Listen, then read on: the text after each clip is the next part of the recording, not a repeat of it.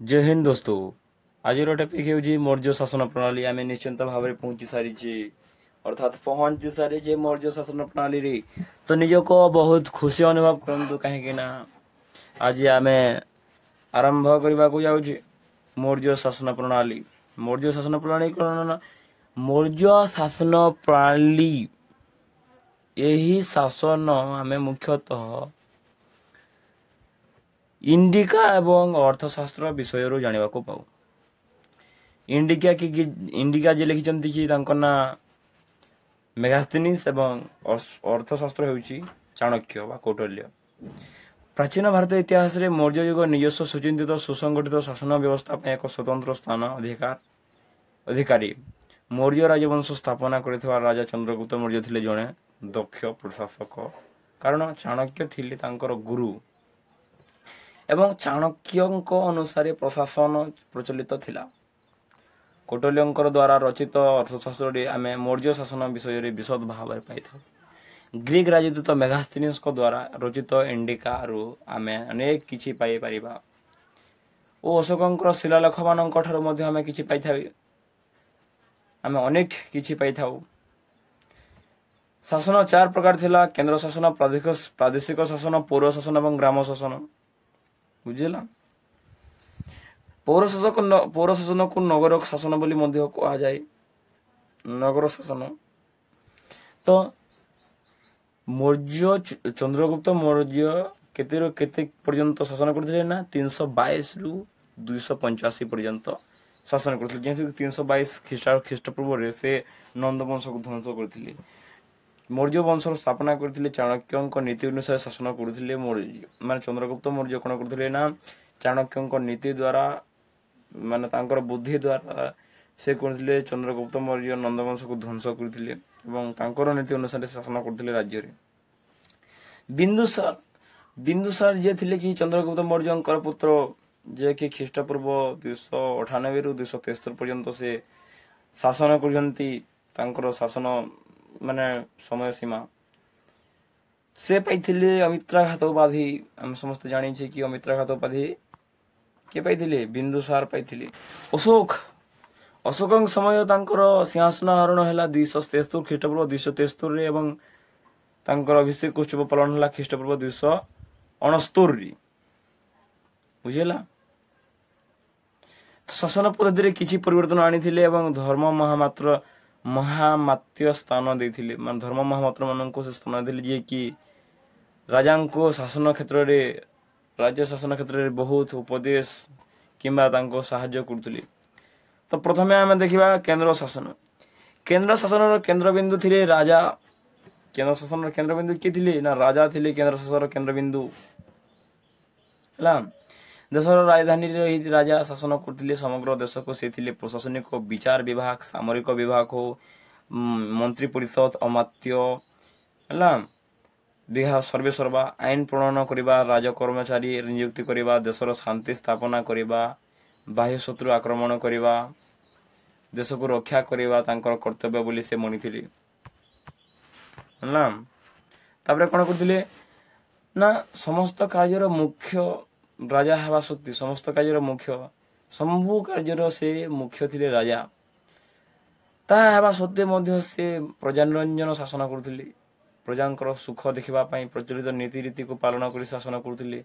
कौटल्यଙ୍କ अर्थशास्त्र उल्लेखनीय करिसंति जे जेपरि गोटिए चक द्वारा रथ चली पारे नाही सेहीपरि अन्य चकर आवश्यकता होई थाए। सेहीपरि राजा एकाकी शासन कार्य परिचालना करि परिबे नाही। मंत्री मानकर सभासद वर्ग मानकर निहाती आवश्यक करथाए। जेपरि भावरे गोटिए चक द्वारा कोन चली पारिबो कि गाड़ी तो सेथिपाई आउ गोटे चक निहाती दरकार। गोटे चक द्वारा चली पारिबो नाही आउ गोटे चक निहाती दरकार। बुझिला ना। सेहीपरि जने राजा जेते चाहिले भी शासन को भलो भावे करि पारिबे नाही। जदि प्रजा मानकर माने शासन भलो नाही से माने जदि राजा को साहाय्य करबा पई नहांती ତ ସେମାନଙ୍କୁ କେତେବେଳେ ମଧ୍ୟ ଶାସନ ଭଲ ହୋଇପାରିବ ନାହିଁ। ଇଏ ହେଉଛି ସେଇ କଥା ଯାହାକି ଆମେ ଭଲ ଭାବରେ ଆଲୋଚନା କରିପାରିଛେ। ନେକ୍ସଟ ଆସିଲା ମନ୍ତ୍ରୀ ପରିଷଦ। ମନ୍ତ୍ରୀ ପରିଷଦ କୌଟିଲ୍ୟଙ୍କର ଅର୍ଥଶାସ୍ତ୍ରରେ ବର୍ଣ୍ଣିତ ହୋଇ ରହିଛି ଯେ ମନ୍ତ୍ରୀ ପରିଷଦ, ତେଣୁ ରାଜାଙ୍କର ସହାୟତା ପାଇଁ 18 ମନ୍ତ୍ରୀ ନିଯୁକ୍ତି ଥିଲେ, ଯାହାଙ୍କୁ କୁହାଯାଇଥିଲା 18 ମନ୍ତ୍ରୀଙ୍କୁ ଅଷ୍ଟାଦଶ ତୀର୍ଥ ବୋଲି ମଧ୍ୟ କୁହାଯାଉଥିଲା। ଏମାନେ ସମସ୍ତେ ଶାସନ କ୍ଷେତ୍ରରେ ସାହାଯ୍ୟ କରୁଥିଲେ, ଅର୍ଥାତ୍ ଶାସନ କ୍ଷେତ୍ରରେ ରାଜାଙ୍କୁ ଏମାନେ ସମସ୍ତେ ସାହାଯ୍ୟ ଯୋଗାଉଥିଲେ, ପରାମର୍ଶ ଦେଉଥିଲେ। ମୁଖ୍ୟ ତୀର୍ଥ, ମହାମନ୍ତ୍ରୀ, ମୁଖ୍ୟ ପୁରୋହିତ, ସେନାପତି, ଯୁବରାଜ, ବୈବାରିକ ଏକ୍ସେଟ୍ରା ହେଉଛନ୍ତି ସେହି ଅଷ୍ଟାଦଶ ବା 18 ଜଣ ତୀର୍ଥଙ୍କ ମଧ୍ୟରୁ କେତେ ଜଣ। ଅନ୍ୟାନ୍ୟ କର୍ମଚାରୀ ମଧ୍ୟ ଥିଲେ। ଦାୟିତ୍ୱପୂର୍ଣ୍ଣ ଏହି ଶାସନ ବ୍ୟବସ୍ଥାରେ ରାଜାଙ୍କୁ ସାହାଯ୍ୟ କରିବା ପାଇଁ ଗଠିତ ହୋଇଥିଲା ଏକ ମନ୍ତ୍ରୀ ପରିଷଦ, ଯେଉଁଥିରେ ସଦସ୍ୟ ଥିଲେ ପ୍ରଧାନମନ୍ତ୍ରୀ, ରାଜପୁରୋହିତ, ସେନାପତି, ଯୁବରାଜ ଆଦି ପ୍ରମୁଖ କର୍ମକର୍ତ୍ତାଗଣ। ଏମାନଙ୍କୁ ସାହାଯ୍ୟ କରିବାକୁ ଥିଲେ ଦୌବାରିକ ଅର୍ଥାତ୍ ଦ୍ୱାର ରକ୍ଷକ। ଇଏ ହେଉଛି ନୋଟ୍ କରିନିଅନ୍ତୁ, ନିଶ୍ଚିନ୍ତ ଭାବରେ ନୋଟ୍ କରନ୍ତୁ। ଦୌବାରିକ ଅର୍ଥାତ୍ ଦ୍ୱାର ରକ୍ଷକ, ସମାହର୍ତ୍ତ ଅର୍ଥାତ୍ ମୁଖ୍ୟ ରାଜସ୍ୱ ଆଦାୟକାରୀ, ସନ୍ନିଧତା ରାଜକୋଷ ଅଧିକାରୀ, ଦୁର୍ଗପାଳ ଦୁର୍ଗ ପ୍ରତିରକ୍ଷାକାରୀ, ଅନ୍ତଃପାଳ ସୀମା ପ୍ରତିରକ୍ଷାକାରୀ ଏବଂ ଦଣ୍ଡପାଳ ସୁରକ୍ଷା ବିଭାଗର ମୁଖ୍ୟ। Police chief. ବ୍ୟବହାରିକ ଉତ୍ପାଦିତ ଦ୍ରବ୍ୟର ତତ୍ତ୍ୱାବଧାରକ ହେଉଛନ୍ତି ବ୍ୟବହାରିକ। ଉତ୍ପାଦିତ ଦ୍ରବ୍ୟର ତତ୍ତ୍ୱାବଧାରକ ହେଉଛନ୍ତି ଦୌବାରିକ। ଚନ୍ଦ୍ରଗୁପ୍ତ ମୌର୍ଯ୍ୟଙ୍କ ସମୟରେ 22 ଗୋଟିଏ ପ୍ରଶାସନିକ ବିଭାଗ ଥିଲା। ଚନ୍ଦ୍ରଗୁପ୍ତ ମୌର୍ଯ୍ୟ ଯେତେବେଳେ ଶାସନ କରୁଥିଲେ ତାଙ୍କ ସମୟରେ 22 ଗୋଟି ପ୍ରଶାସନିକ ବିଭାଗ ଥିଲା। କେତେ ବଡ଼ ଆଶ୍ଚର୍ଯ୍ୟ କଥା ଦେଖ, ସେହି ସମୟରେ ମଧ୍ୟ ପ୍ରଶାସନିକ ବିଭାଗ ପ୍ରଚଳିତ ଥିଲା। ଦେଖନ୍ତୁ ସେହି 22 ଗୋଟି ପ୍ରଶାସନିକ ମଧ୍ୟରୁ କେତୋଟି ବିଭାଗ ନାମ ଦିଆଯାଇଛି। କୋଷାଧ୍ୟକ୍ଷ ଯିଏକି ରାଜକୋଷର ମୁଖ୍ୟ, ସୂତ୍ରାଧ୍ୟକ୍ଷ ବୟନ ବିଭାଗର ମୁଖ୍ୟ, ଶୁଳ୍କାଧ୍ୟକ୍ଷ ଯିଏକି ଟିକସ ସଂଗ୍ରହ ବିଭାଗର ମୁଖ୍ୟ, ସମାହର୍ତ୍ତ ଯିଏକି ରାଜସ୍ୱ ବିଭାଗର ମୁଖ୍ୟ, ଦୁର୍ଗପାଳ ଗୃହ ପ୍ରତିରକ୍ଷା କର୍ମଚାରୀ, ଅନ୍ତଃପାଳ ସୀମା ପ୍ରତିରକ୍ଷା ବିଭାଗର ମୁଖ୍ୟ, ଦଣ୍ଡପାଳ ପୋଲିସ ବିଭାଗର ମୁଖ୍ୟ, ଅନ୍ତର୍ବଂଶିକ ଅର୍ଥାତ୍ ରାଜ ଅନ୍ତଃପୁରର ତତ୍ତ୍ୱାବଧାରକ ସେ ଥିଲେ। ଏହିପରି ଭାବରେ ସେ 22 ଗୋଟିଏ ପ୍ରଶାସନିକ ବିଭାଗ ମଧ୍ୟରୁ ଏହା ହେଉଛି କେତେ ଗୁଡ଼ିଏ ବିଭାଗ। ତାପରେ କ'ଣ ହେଲା, ଦେଖିବାକୁ ଗଲେ ମନ୍ତ୍ରୀ ପରିଷଦ ଥିଲା ଏକ ଉପଦେଷ୍ଟା ଗୋଷ୍ଠୀ, ଅର୍ଥାତ୍ ମନ୍ତ୍ରୀ ପରିଷଦ ଥିଲା ଗୋଟେ କ'ଣ ଉପଦେଷ୍ଟା ଗୋଷ୍ଠୀ, ଅର୍ଥାତ୍ ରାଜାଙ୍କୁ ସବୁ କାର୍ଯ୍ୟରେ ଉପଦେଶ ଦେଉଥିଲା। ଅର୍ଥଶାସ୍ତ୍ରରେ କୌଟିଲ୍ୟ ଗୋଟିଏ ଅମାତ୍ୟ ବା ସଚିବ ଗୋଷ୍ଠୀରେ ମଧ୍ୟ ଉଲ୍ଲେଖ କରିଛନ୍ତି। ଅମାତ୍ୟ ଏବଂ ସଚିବ ଗୋଷ୍ଠୀ ବା ଗୋଷ୍ଠୀରେ ମଧ୍ୟ ଉଲ୍ଲେଖ କରିଛନ୍ତି ଅର୍ଥଶାସ୍ତ୍ରରେ ଚାଣକ୍ୟ ଅର୍ଥାତ୍ ଚାଣକ୍ୟ ବା କୌଟିଲ୍ୟ। ବୁଝିହେଲା। ତ 2 ନମ୍ବର ଯେଉଁଠିକି ପ୍ରାଦେଶିକ ଶାସନ। ପ୍ରାଦେଶିକ ଶାସନର ହେଉଛି ପ୍ରାଦେଶିକ ଶାସନଗତ ସୁବିଧା ପାଇଁ ସମଗ୍ର ମୌର୍ଯ୍ୟ ସାମ୍ରାଜ୍ୟକୁ 4 ଗୋଟି ପ୍ରଦେଶରେ ବିଭକ୍ତ କରାଯାଇଥିଲା। ସେଇ 4 ଗୋଟି ପ୍ରଦେଶ ଯେଉଁଟାକି ଚନ୍ଦ୍ରଗୁପ୍ତ ମୌର୍ଯ୍ୟଙ୍କ ସମୟରେ 4ଟି ଥିବା ବେଳେ ଅଶୋକଙ୍କ ସମୟରେ ଆଉ ଗୋଟିଏ ପ୍ରଦେଶ ଯୋଡ଼ି ହୋଇ 5ଟି ପ୍ରଦେଶ ହେଲା। ଚନ୍ଦ୍ରଗୁପ୍ତ ମୌର୍ଯ୍ୟଙ୍କ ସମୟରେ ଉତ୍ତରାପଥ, ଅବନ୍ତୀ ପଥ, ଦକ୍ଷିଣା ପଥ ପ୍ରାଚ୍ୟ ଥିଲା, ଯାହାର ରାଜଧାନୀ କ୍ରମାନୁସାରେ ତକ୍ଷଶିଳା, ଉଜ୍ଜୟିନୀ, ସୁବର୍ଣ୍ଣଗିରି, ପାଟଳିପୁତ୍ର ଏବଂ କଳିଙ୍ଗ ପଞ୍ଚମ ପ୍ରଦେଶ ଭାବରେ ଗଣିତ ହେଲା, ଯାହାର ରାଜଧାନୀ ଥିଲା ତୋଷାଲି। ବୁଝିହେଲା ନା, ତୋଷାଲି ଥିଲା କଳିଙ୍ଗର ରାଜଧାନୀ। ପ୍ରଦେଶର ମୁଖ୍ୟଙ୍କୁ କୁମାର ବା କୁମାର ମହାପାତ୍ର କୁହାଯାଏ। ପ୍ରତ୍ୟେକ ପ୍ରଦେଶର ଅର୍ଥାତ୍ ପ୍ରଦେଶର ମୁଖ୍ୟଙ୍କୁ କୁମାର ବା କୁମାର ମହାପାତ୍ର ବୋଲିକିରି ମଧ୍ୟ କୁହାଯାଏ। କୁମାରଙ୍କୁ ସହାୟତାକୁ ପ୍ରଦାନ କରିବା ପାଇଁ ପ୍ରାଦେଶିକ ସ୍ତରରେ ମନ୍ତ୍ରୀ ପରିଷଦ ଥିଲା, ଯିଏ କୁମାରଙ୍କୁ ସହାୟତା କରିବା ପାଇଁ କ'ଣ ଥିଲା, ମନ୍ତ୍ରୀ ପରିଷଦ ଥିଲା। ବୁଝିଲା ନା। ଏବଂ ଏହି ପ୍ରଦେଶ ଗୁଡ଼ିକୁ, ପ୍ରଦେଶ ଅର୍ଥାତ୍ ରାଜ୍ୟ, ଏହି ରାଜ୍ୟ ଗୁଡ଼ିକୁ କେତେ ଗୁଡ଼ିଏ ବିଷୟ ବା ଜିଲ୍ଲାରେ ବିଭକ୍ତ କରାଯାଇଥିଲା। ବୁଝିହେଲା ନା। ଇଏ ହେଉଛି ଗୋଟିଏ ଦେଶ ଅର୍ଥାତ୍ କେନ୍ଦ୍ର, ଇଏ ହେଉଛି କେନ୍ଦ୍ର। ଏହାର କେତେ ଅଂଶ ହେଉଛି କ'ଣ ନା ପ୍ରଦେଶ ବା ରାଜ୍ୟ, ପ୍ରଦେଶ ବା ରାଜ୍ୟ। ପୁଣି ଏହାର କେତେ ଅଂଶ ହେଉଛି ବିଷୟ ଅର୍ଥାତ୍ ଜିଲ୍ଲା। ବୁଝିଲା ନା। ତ କେତେ ଗୁଡ଼ିଏ ପ୍ରଦେଶକୁ ବିଷୟ ଭାବରେ ପୁଣି ବିଭାଗ କରାଯାଇଥିଲା ବା ଜିଲ୍ଲା। ସେଇ ଜିଲ୍ଲା ବା ବିଷୟର ମୁଖ୍ୟ ହେଉଛନ୍ତି ବିଷୟପତି। ସେଇ ଜିଲ୍ଲାର ମୁଖ୍ୟ ହେଉଛନ୍ତି ବିଷୟପତି। ବୁଝିଗଲା ନା। ତାପରେ ଶେଷରେ ଆସିଲା ଗ୍ରାମ ଶାସନ। ଗ୍ରାମ ଶାସନ ଥିଲା ମୌର୍ଯ୍ୟ ଶାସନର ସର୍ବନିମ୍ନ ସଂସ୍ଥା ହେଲା। ଗ୍ରାମ ଶାସନର ସର୍ବନିମ୍ନ ସଂସ୍ଥା। ତ ମୁଁ ଛାଡ଼ିଦେଲି ବୋଧେ ପୌର ଶାସନ ଛାଡ଼ିଦେଲି କି ନା ନା, ଚିନ୍ତା କରିବା କୌଣସି ନାହିଁ, ପୌର ଶାସନ ମୁଁ ଛାଡ଼ି ନାହିଁ। ତ ପ୍ରଥମେ ତ କେତେ ନମ୍ବର ନା 3 ନମ୍ବରର ହେଉଛି ଗ୍ରାମ ଶାସନ। ଗ୍ରାମର ମୁଖ୍ୟ ହେଉଛି ଗ୍ରାମ ଶାସନ, ଯେଉଁଟାକି ମୌର୍ଯ୍ୟ ସାମ୍ରାଜ୍ୟର ସର୍ବନିମ୍ନ ସଂସ୍ଥା। ଗ୍ରାମର ମୁଖ୍ୟ ହେଉଛନ୍ତି ଗ୍ରାମିକ, ତାଙ୍କୁ ସହାୟତା କରିବା ପାଇଁ ଗ୍ରାମ ବୃଦ୍ଧ ବା ଗ୍ରାମ ଜ୍ୟେଷ୍ଠ ଥିଲେ। ଅର୍ଥଶାସ୍ତ୍ରରୁ ଜଣାଯାଏ ଯେ ଗ୍ରାମିକଙ୍କ ଉପରେ ଥିଲେ ଗୋପ। ଗ୍ରାମିକଙ୍କ ଉପରେ କିଏ ଥିଲେ ନା ଗୋପ ଥିଲେ, ଏବଂ ଯିଏକି 4 ବା 5ଟି ଗ୍ରାମର ଶାସନ ଦାୟିତ୍ୱ ବହନ କରୁଥିଲେ। ଗୋପଙ୍କ ଉପରେ ଥିଲେ ସ୍ଥାନିକ, ଯିଏକି ଗୋପଙ୍କ କାର୍ଯ୍ୟ ତଦାରଖ କରିବା ବ୍ୟତୀତ ଗୋଟିଏ ବିଷୟ ଜିଲ୍ଲାର ପ୍ରାୟ 1/4 ଶାସନ ଦାୟିତ୍ୱ ତୁଲାଉଥିଲେ। ଇଏ ହେଉଛି ଗ୍ରାମ ଶାସନ। ଗ୍ରାମର ମୁଖ୍ୟ ହେଉଛନ୍ତି ଗ୍ରାମିକ। ଇଏ ହେଉଛି ଗୋଟେ ମୋଷ୍ଟ ଇମ୍ପୋର୍ଟାଣ୍ଟ MCQ ଟିକେ ପଡ଼ିଯାଏ କେତେବେଳେ ମଧ୍ୟ। ତ ଚତୁର୍ଥରେ କ'ଣ ନା ପୌର ଶାସନ। ମୌର୍ଯ୍ୟ ଶାସନର ଅନ୍ୟ ଏକ ପ୍ରଶାସନିକ ଅଂଶ ଥିଲା ପୌର ଶାସନ, ଯାହାର ଅଧିକାରୀଙ୍କୁ କୁହାଯାଉଥିଲା ନଗରାଧ୍ୟକ୍ଷ। ତାଙ୍କ ଅଧୀନରେ ସ୍ଥାନିକ ମେଘାସ୍ତିନିସ୍କ ବିବରଣୀ ପାଟଲିପୁତ୍ର ଶାସନ ବ୍ୟବସ୍ଥା ବିଷୟରେ ସୂଚନା ମିଳେ। 30 ଜଣ ସଦସ୍ୟ ବିଶିଷ୍ଟ ଏକ ପୌର ପରିଷଦ ଦ୍ୱାରା ଚାଲୁଥିଲା, ଯାହାକି 6ଟି ପୃଥକ ବିଭାଗରେ ବିଭାଜିତ କରାଯାଇଥିଲା ଏବଂ ପ୍ରତ୍ୟେକ ବିଭାଗରେ 5 ଜଣ ଲେଖାଏଁ ସଦସ୍ୟ ଥିଲେ, ଯାହାକି ସେଇ 6ଟି ବିଭାଗର ନାମ ଉଲ୍ଲେଖ କରାଯାଇଛି। ଶିଳ୍ପ ବିଭାଗ, ବୈଦେଶିକ ବିଭାଗ, ଜନ୍ମ ମୃତ୍ୟୁ ବିଭାଗ ଯେଉଁଠିକି ଜନଗଣନା ବିଭାଗ, ବଣିକ ବିଭାଗ, ଉତ୍ପାଦିତ ଦ୍ରବ୍ୟର ହିସାବ କରୁଥିଲେ ଉତ୍ପାଦନ ବିଭାଗ। ଏହିପରି ଭାବରେ 6ଗୋଟି ବିଭାଗ, ଯେଉଁଠିକି କର ବିଭାଗ ପ୍ରତ୍ୟେକ ଦ୍ରବ୍ୟ ଉପରେ 1/10 ବିକ୍ରି, ଅର୍ଥାତ୍ 1/10 କର ଦେବାକୁ ପଡ଼ୁଥିଲା, ଟ୍ୟାକ୍ସ ଦେବାକୁ ପଡ଼ୁଥିଲା, ଟ୍ୟାକ୍ସ ଯାହାକି ଆମେ ବର୍ତ୍ତମାନ କହୁଛେ କ'ଣ କହୁଛେ ନା GST କହୁଛେ ଆମେ, ଅର୍ଥାତ୍ good SERVECTAX good service and tax, good service, ଅର୍ଥାତ୍ ତାହାକୁ ଆମେ GST ତା ନାମରେ ଆମେ ତାକୁ ଜାଣିବାକୁ ପାଉଛେ, ଯାହାକି ପ୍ରତ୍ୟେକ ବସ୍ତୁରେ ଲାଗୁଛି। GST ପ୍ରତ୍ୟେକ ସମସ୍ତ ଚକୋଲେଟ୍ ଠାରୁ ନେଇକି ସମସ୍ତ ଠାରେ କ'ଣ ଲାଗୁଛି GST ଲାଗୁଛି। କଲମରେ ମଧ୍ୟ GST